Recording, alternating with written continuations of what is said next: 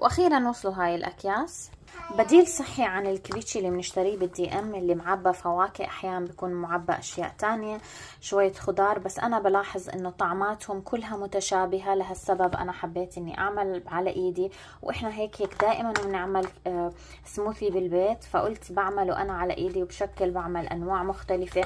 في الواحد كمان يعمل إله للكبار، يعني وصفات كتير صحية وتكون وجبة كاملة مع بروتين مثلا نخلطه.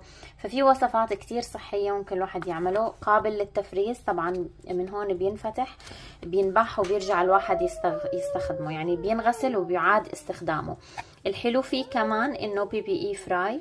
بي بي اي فراي يعني ما فيه المادة البلاستيكية المسرطنة اللي بتكون مسبب للسرطانات. فهذا شيء كتير منيح، انه احنا متأكدين انه هاي الاكياس صحية، غير انه في الواحد يفرزها وفي الواحد يحطها حتى بالجلاية.